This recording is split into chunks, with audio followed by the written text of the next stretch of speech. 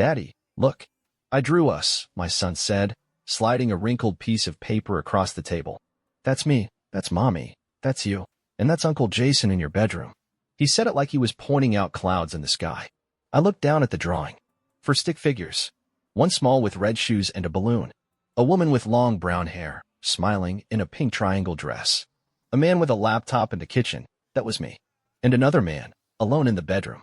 He was wearing nothing but blue underwear and a grin stretched from one ear to the other. Jason, drawn with thick arms and a face beaming. He always smiles like that, Owen added. Especially when Mommy gives him coffee. I held the paper tighter. The corners crumpled in my hand.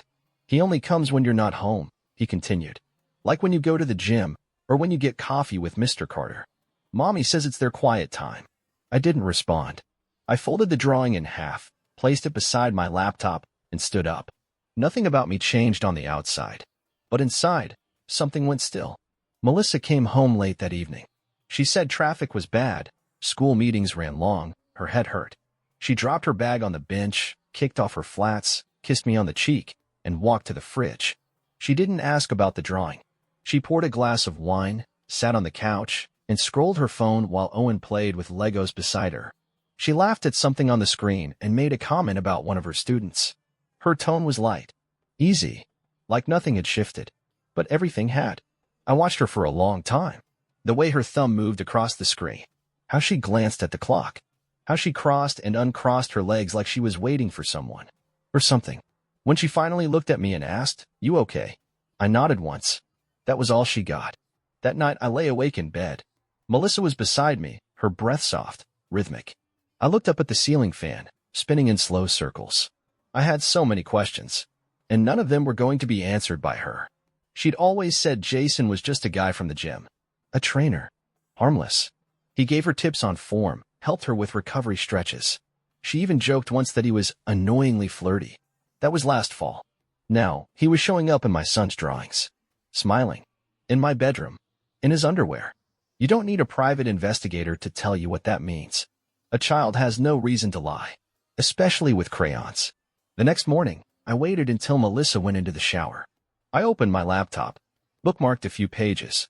Hidden home security systems. Motion-activated cameras with cloud sync. Keyloggers. Audio recorders that looked like USB chargers. Guides on legal evidence gathering. Then I opened a second tab and began reading through divorce law in California. Property division.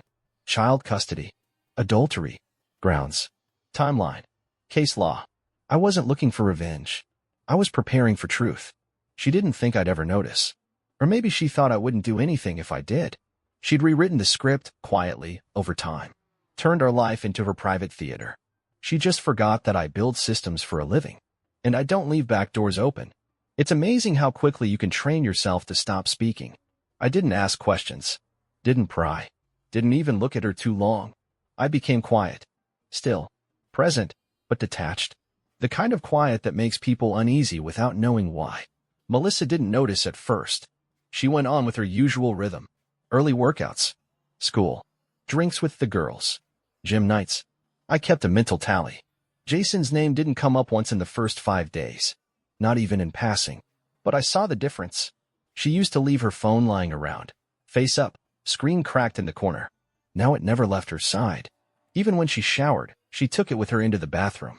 I once heard the faint sound of a text chime behind the closed door, followed by quick tapping. I said nothing. Just watched. I'd already installed the first 2 cameras, one in the hallway, facing the front door, hidden in an old air purifier. The second inside a bookshelf speaker in the living room. It picked up both video and audio. I knew the angles, the blind spots. I used to build smart home interfaces for startups. I knew exactly what I was doing. I wasn't paranoid. I was methodical. On day 6, I adjusted the camera in the hallway. I wanted a better view of the bedroom door. That same night, while Melissa took Owen to her mom's for a sleepover, I installed 2 more, one in our bedroom, hidden in the corner vent, and another in the garage pointed at the driver's side of her car. I didn't sleep. I sat in my home office with headphones on, watching the feeds. Nothing that night. The next day, she came back alone. Said Owen had begged to stay another night at Grandma's. I nodded. She took a long shower, then disappeared into the bedroom with her phone and a bottle of wine.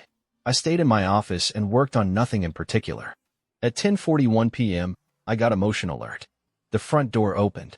Jason walked in like he'd done it 100 times before. He didn't even knock. He was in a black hoodie and joggers. Shoes off at the door.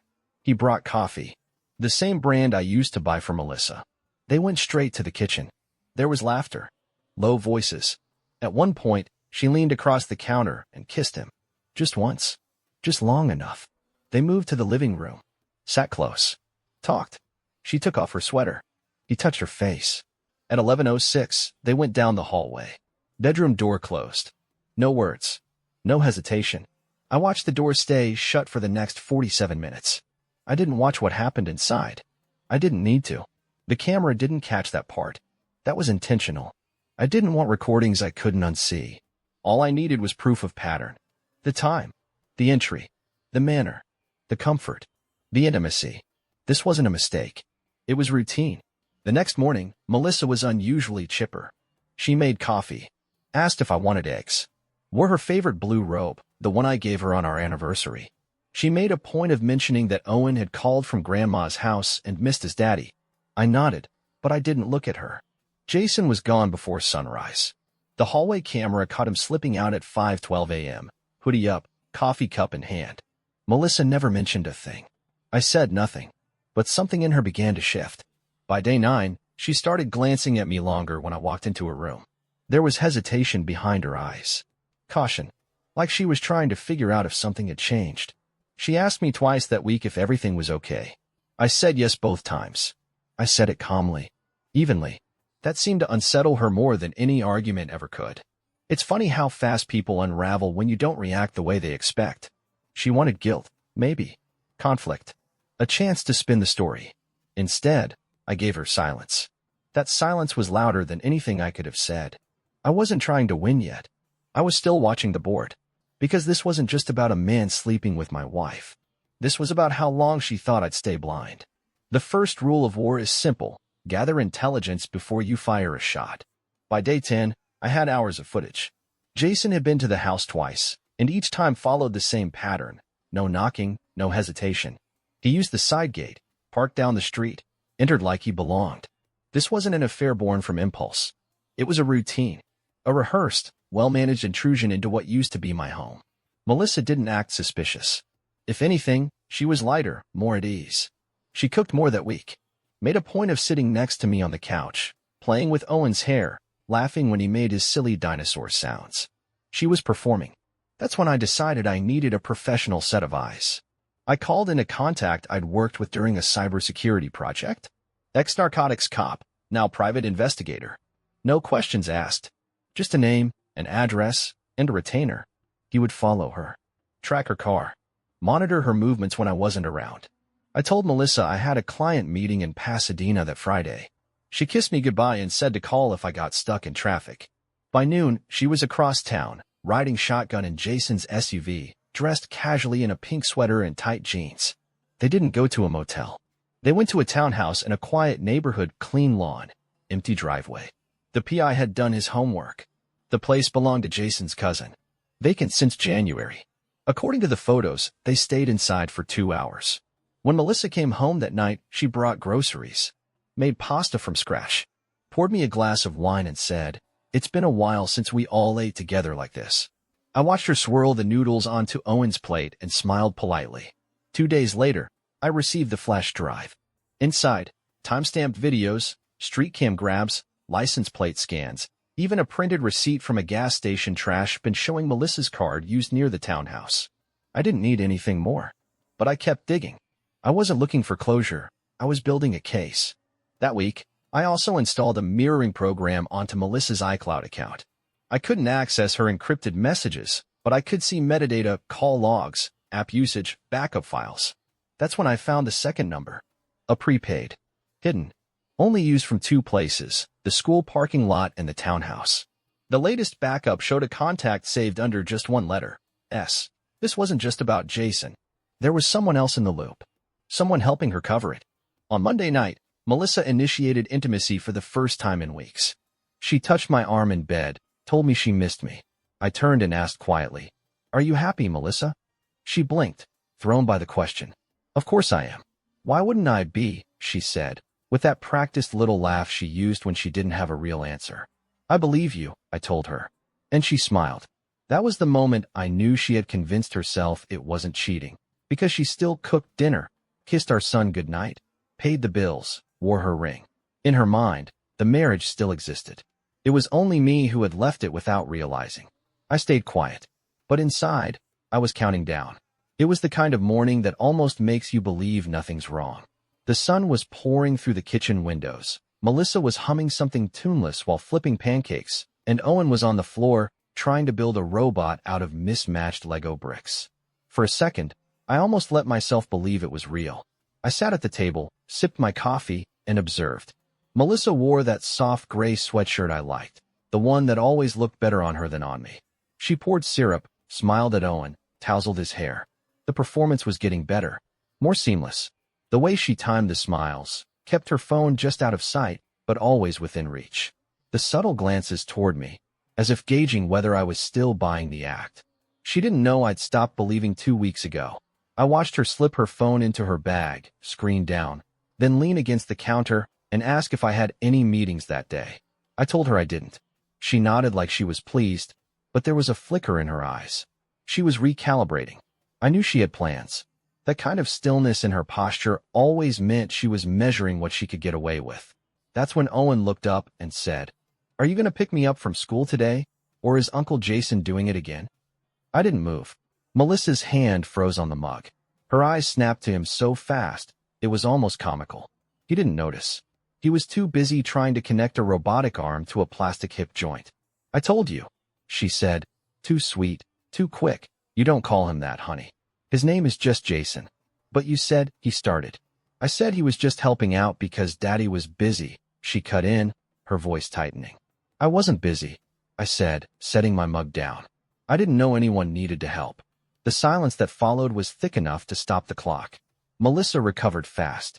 She smiled, as if I hadn't said anything, as if none of it mattered. "It was just one time," she lied. "I had car trouble and Jason happened to be nearby." I nodded. "Of course." She turned back to the counter, but her shoulders had tensed. Her movements had lost their flow. I watched her pour juice into a glass that didn't need refilling, then wipe a perfectly clean spot on the counter. That was the day I knew she was involving my son in the lie. Jason had been near the school. Jason had picked him up. Jason, the man she thought she could hide from me, had crossed into Owen's world. And Melissa had let it happen, probably told herself it was harmless. Probably told herself I'd never find out.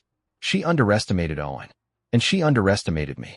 Later that day, when she left for a parent meeting, I checked the cameras. She wasn't gone 10 minutes before Jason pulled up. This time, he didn't even bother pretending. He brought lunch. They sat on the couch, ate together, leaned into each other like they'd done it 100 times. They watched something on TV for 15 minutes. Then she stood, took his hand, and led him down the hallway. Door closed. 42 minutes. They came out laughing. At 2:36 p.m., she walked him out with a kiss at the door and a whispered something I couldn't catch on audio. Then she went upstairs and changed her shirt, switched her earrings, fixed her hair. By the time I was back in the house, she looked fresh and alert, like she'd just finished a Zoom call or graded papers. She smiled when she saw me, asked about my day, told me dinner would be ready in an hour. That evening, Owen pulled me aside in his room. He looked troubled, like he'd broken something. "Daddy, am I allowed to like Jason?" he asked, his voice barely above a whisper. I knelt down beside him.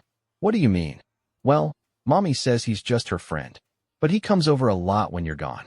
He always tells jokes and gives me candy. But he told me not to tell you." I looked at my son, my 6-year-old, being taught to keep secrets from his father. "Did Mommy say that too?" I asked. He shrugged. "She just says don't bother you." I didn't speak for a few seconds. I just put my hand on his back and nodded. "Thanks for telling me, buddy." He hugged me. He smelled like shampoo and graham crackers. That night, after Owen fell asleep, I copied the new video files to a separate drive and started a second backup. One copy would go into the safe, the other to my lawyer. The only question now is when. When to pull the trigger. Because Melissa had made a choice. She had crossed a line no apology could walk back. She didn't just betray me. She used our son to protect her lie. The moment you realize your life has become a game board, you either learn the rules or get swept off the table. I wasn't interested in emotional justice anymore. I was interested in leverage. Melissa thought she still controlled the narrative. She didn't know I'd already started dismantling it quietly, piece by piece. The day after Owen confided in me, I met with a family attorney. Not a billboard lawyer, not a friend of a friend. I wanted someone brutal, precise, and discreet. Her name was Carla Merritt. No nonsense. Former prosecutor. She shook my hand, looked me in the eye, and said, "You're not the first man to sit here with a camera full of betrayal. But you can be the last one who lets it control him." I handed her the flash drive. She watched 5 minutes of footage, said nothing, then opened a legal pad and started asking questions like she was prepping for a war crimes tribunal. Marriage length, assets, prenup status, custody preferences, patterns of behavior, Melissa's employer, Jason's address. Every question felt like a needle sliding under skin, exposing nerves I hadn't touched in weeks. By the end of the meeting, she had a plan. We'd initiate proceedings in 2 weeks, serving Melissa at school, publicly, professionally, and with full documentation. Custody would be filed simultaneously based on emotional endangerment and manipulation of the child. The footage of Jason picking Owen up from school, paired with the PI's notes, would be more than enough to raise judicial eyebrows. Carla didn't blink. She simply said, "If she wants to keep pretending, we'll let her. But the paperwork will tell the truth." That night, I started moving money. We had one shared checking account and one joint savings, both tied to my name as primary holder. I transferred my paycheck out, set up a new account at a bank she didn't know I used. Then I paused all automatic drafts and filtered every bill through an encrypted personal dashboard. The mortgage was in my name. The title on the car? Also mine. Melissa always claimed finances gave her anxiety. That made it easy for me to structure everything in my favor. I wasn't trying to destroy her. I was just taking back what she'd quietly assumed she still had. She noticed small things first. One evening, she asked if our credit card had a glitch. Her Spotify account had been declined. I told her I'd look into it. 2 days later, she mentioned that her gym fob wasn't working. "Strange," I said, while pretending to update a spreadsheet. I kept the tempo slow, controlled. No sudden moves. Meanwhile, I added another camera, this one under Owen's dresser, aimed toward the hallway. Not to catch her, to protect him. Because if Jason stepped into my son's room, even once, the conversation would shift from divorce to something much darker. Melissa didn't suspect a thing. She was too busy juggling the guilt and the fantasy. Some nights she played house, made dinner, rubbed my shoulder while I worked. Other nights she was distant, glued to her phone, lost in some invisible conversation. Her mood flipped faster than I could keep track of. The guilt was wearing on her, but not enough to stop. She started asking more questions. "Are you okay lately? You've been quiet." I smiled. "Just focused." "You're not upset with me, are you?" "No." "Should I be?" She hesitated. "No. I don't know. You've been acting different. I've been thinking about a lot of things." That was the most honest thing I'd said in weeks. She didn't push, but she watched me closely. One night, I saw her glance at my phone as I set it down. The lock screen showed nothing. She asked casually, "Who's Carla?" "A referral from work," I said, without looking up. "IT consulting." She nodded, said nothing more. The seed had been planted. Now she would wonder. Not enough to panic, just enough to doubt. That was exactly where I wanted her. It started with an envelope. Standard manila, unmarked, delivered in a clean plastic sleeve. Inside, 6 still images printed on high-quality map paper. One of Melissa and Jason holding hands outside the townhouse. Another of her climbing into his Jeep. One from our living room camera, Jason handing her coffee, her smiling up at him. A few more, time-stamped, neutral, irrefutable. Nothing graphic. Nothing that could trigger a lawsuit. Just enough to raise questions no decent school administrator could ignore. The envelope was mailed anonymously to the office of Westmont Elementary, addressed to Principal Carla Reese. I didn't include a letter. I didn't need to. Melissa worked hard to present herself as the stable, compassionate second-grade teacher. She organized parent-teacher nights, helped decorate the halls for seasonal events, stayed late to help with after-school tutoring. Her Instagram was full of photos with her students, pumpkin patch field trips, art projects, classroom birthday cupcakes. She played the role perfectly. That's why this hit would land harder than anything legal ever could. She built her image on warmth and trust. And now she'd have to explain why she was kissing a man who wasn't her husband while wearing her wedding ring. The same day the envelope arrived, Jason got one too. Only his came by hand, delivered by an old friend of mine who now ran security for a private gym downtown. I didn't watch it happen. I didn't need to. But I was told he opened it right there in the lobby. Said nothing. Went pale. Then walked out.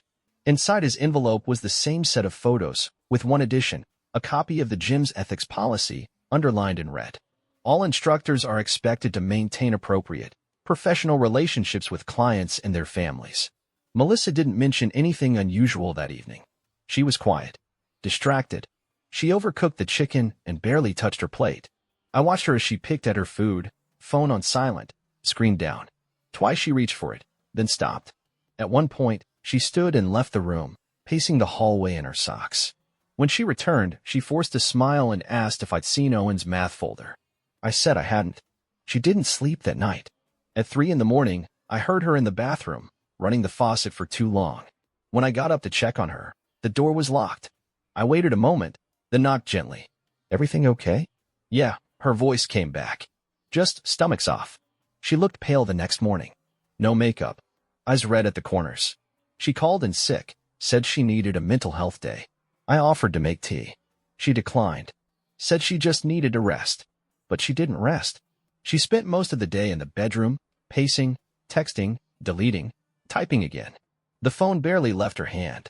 At one point, I passed by the half-closed door and saw her curled on the edge of the bed, gripping the phone with both hands like it was her last oxygen supply. Jason didn't come by that day. Or the next. Something in her shifted after that. She got quieter. Meaner, in flashes. She'd go from trying to cuddle with me on the couch to snapping at Owen over nothing. She burnt toast and blamed the toaster. Forgot her keys and slammed a cabinet. The walls were closing in, and she was too stubborn to admit she didn't know why. 3 days later, she got a call. She stepped out onto the porch to take it, thinking I couldn't hear her. But the camera in the flower pot picked up every word. No, I don't know who sent it. Yes, I understand. I just need time to know, of course. I would never bring that into the classroom. It was a misunderstanding. Yes. I'll come in tomorrow. Yes. Thank you. When she came back in, she said she needed to prep something for school. Didn't look me in the eye. That night, Jason texted her at 11:02 p.m. I saw the preview on her screen. We need to talk. This is serious. She turned off the screen without replying, then opened a bottle of wine and drank 2 glasses without speaking. At some point, she looked up at me, her eyes glossy, and said, "You still love me, don't you?" I held her gaze. "I think you already know the answer." She didn't respond, just nodded slowly and turned away. The facade was starting to crack, not because I'd said anything, but because, for once, she couldn't control the story. And that terrified her more than anything. She had no idea. That morning she left the house like any other day, wearing the beige blazer and mint blouse she usually saved for parent-teacher meetings. She gave me a distracted kiss on the cheek, grabbed her coffee, and was out the door before I'd even finished my toast. She didn't notice the stillness in my eyes, the way I watched her walk out like she was stepping onto a stage for the last act of a show she no longer controlled. At 12:15 p.m., while she was helping set up a reading station in her classroom, she was called to the front office. They said it was a parent waiting to drop off papers. She walked out smiling. She did not return the same. The man waiting wasn't a parent. He was a professional server, ex-Marine, polite but impossible to ignore. "Melissa Thomas?" he asked, holding the envelope in both hands. When she nodded, he handed it over and left without a word. Inside, a petition for divorce, full custody filing, financial disclosures, and attached evidence, photographs, PI reports, a sworn affidavit outlining the emotional endangerment of our son. Everything clean, composed, and devastating. She called me 13 minutes later. I didn't answer. Then the text started. "What is this? Where did you get these? Please don't do this at school. We need to talk. Please. Please." I read them once and muted the thread. Across town, Jason received his own envelope, delivered by someone I trusted to look him in the eye. Inside, the same photos, plus a copy of his gym's internal policy on professional conduct, with a single line underlined in red. Instructors are prohibited from maintaining romantic or sexual relationships with clients or their immediate families. My contact told me Jason went white, stuffed the envelope in his bag, and walked out. No fight, no denial, just silence.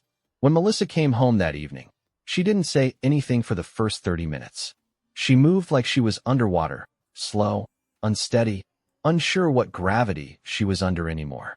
She poured herself a drink, sat at the kitchen counter, and stared at her hands. I stayed in the living room, flipping pages in a book I wasn't reading. Owen was at my sister's for the night. Eventually, she spoke. "You humiliated me." I looked up, calm. "No, you did that. I just showed people what was already happening. You had no right to take this to my work, to blow this up like it's some movie. You let another man into our house. You let him pick up our son. You lied to me for months and asked a 6-year-old to carry the weight of your silence. Don't talk to me about rights." She stood, her chair screeching against the tile. "You're trying to ruin me." "No," I said, walking slowly into the kitchen. "You did that to yourself. You brought destruction into this house, and now you don't like the mess it made." She folded her arms. "You think you're better than me?" "No," I said. "I just never made our son lie to protect my affair." Her lips parted like she wanted to scream, but no sound came. Just a trembling exhale. She tried to regain her footing, emotionally if not physically. "Jason's not talking to me. The school put me on leave. People are whispering. They're going to fire me, aren't they?" I didn't answer. I didn't have to. Later that night, as I packed Owen's overnight bag for another visit with me, she appeared in the bedroom doorway. She looked smaller than usual, less polished. The person who always had a plan now seemed to be searching for the next page in a script that no longer existed. "I never stopped loving you," she whispered. "Even when I screwed everything up." I zipped the bag and turned to her. That's the worst part. The courtroom wasn't dramatic. It wasn't loud or tense or filled with explosive testimony like in a movie. It was beige, carpeted, quiet, the kind of place designed to make chaos feel ordinary, which, in some strange way, made it more satisfying. Melissa sat across from me at the long rectangular table. Her attorney, a man I recognized from local real estate ads, kept checking his phone between statements. She looked like a different person than the one who used to plan field trips and bake cookies with Owen. Her hair was pulled back tight, her makeup muted, as if she thought restraint might somehow reverse the past 6 months. My lawyer, Carla, was everything she'd promised to be: calm, precise, and brutal in her clarity. She laid out our case with zero theatrics. Timeline, documentation, footage, witness statements. The letter from Owen's school counselor confirming that he'd expressed confusion over the other man who comes over when daddy's gone. It was enough. Melissa's side tried to push back. Her attorney suggested I was weaponizing surveillance, that the footage was invasive, and that the affair had no bearing on her parental fitness. He cited her work record, her devotion to her child, and the fact that she'd never been arrested or formally reprimanded. Carla responded with a single sentence. "We're not questioning her ability to love her son. We're questioning her willingness to protect his psychological safety." That line landed. The judge, a woman in her late 50s with tired eyes and a sharp pen, leaned forward and asked Melissa directly, "Did you allow another man to regularly visit the marital home while your husband was away?" Melissa hesitated. "I didn't. It wasn't regular." "Did your son ever interact with this man alone?" I don't know." Wrong answer. The judge didn't react. She simply kept writing. A few more questions followed. Melissa stumbled through half answers, trying to sound composed while visibly unraveling. When asked about the second phone found in her car, she denied knowledge, then amended her statement after being shown the metadata logs Carla had subpoenaed. The verdict came 1 week later. I was awarded full legal and physical custody of Owen. She was granted supervised visitation, twice monthly, contingent on therapist approval. The judge cited emotional instability, poor judgment, and boundary violations involving the child as primary factors. Financially, the prenup held. Melissa was to receive nothing from my assets. She was ordered to cover her own legal fees.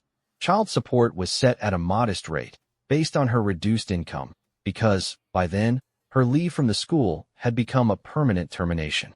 Westmont Elementary had conducted its own investigation and quietly let her go.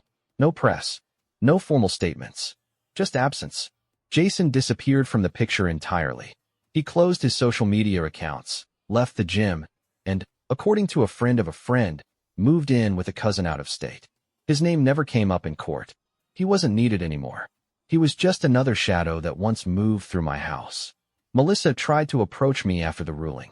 We were in the hallway outside the courtroom, Carla gathering her papers, Owen waiting with my sister in the parking lot.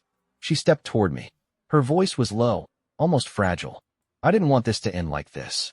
I looked at her, truly looked at her, for the first time in months. Not as my wife. Not as the mother of my child. Just as someone who used to be in my life. I didn't end it, I said. You did. She blinked hard, like she wanted to cry but couldn't afford the collapse. Her hands were shaking. I turned and walked away before she could say anything else. Out in the daylight, Owen ran up and hugged my leg. He didn't know what the papers meant, but he felt the shift, the quiet security, the sense that the storm had passed. That was all I needed. The house is quieter now. Not empty, just quieter in a way that feels earned. Owen's room is full of life. He sings to himself when he builds things. He still asks where certain toys are, ones that used to be in Mommy's bag. I tell him we'll find new ones. We always do. It's been 2 months since the court ruling. The paperwork is finalized. The custody schedule is clear. Melissa hasn't contested anything. I think she knows there's nothing left to fight for. She sees Owen twice a month, always supervised, always scheduled. No surprises, no doorbell drama, no last-minute favors. Their meetings are short, stiff at times. She tries to overcompensate with gifts and sweetness, but kids know. They feel what's real. He hugs her, but he never asks when she's coming back. Jason vanished completely. No texts, no emails, no noise. Melissa doesn't mention him, not even during her visits. I assume they ended things, or maybe he ended it for her. Either way, he's gone. And I've made peace with the fact that I don't need to care. People talk. Neighbors, parents at school, a few of Melissa's former colleagues. I hear whispers when I pick Owen up, see the way some of them glance over, and then pretend they weren't looking. I don't care. Not anymore. The truth has a way of settling into people's minds, like dust. They stop trying to wipe it away eventually. They just accept it's there. I've rebuilt the routine. Mornings with oatmeal and cartoons. Lunchboxes packed with notes. Soccer on Saturdays. Nighttime stories. I'm not perfect. I still have days where everything feels heavy. But I don't feel lost. Not like before. There's something grounding in being needed. In being consistent. In being enough. I've gone through the footage. All of it. One last time. I deleted the files. Not out of forgiveness. Not out of weakness. But because they no longer serve a purpose. I don't need reminders. I lived it. My lawyer checks in occasionally. Asks if Melissa's been stable. If there's anything concerning. I always say the same thing. No, we're fine. And we are. Fine. Not extraordinary. Not glowing. But calm. I don't date. Haven't even thought about it. I don't feel lonely. I feel present. With Owen. With myself. There's healing in silence. Not the kind Melissa gave me during those months of deceit, but real silence. The kind that doesn't hide anything. One evening, Owen asked, "Why doesn't Mommy live here anymore?" I told him, sometimes grown-ups make choices that break things. And when something breaks too badly, it can't always be fixed. He thought about that for a long time, then nodded. But you didn't break it, right? I looked him in the eye. No, buddy, I didn't. And that was enough for him. It was enough for me, too.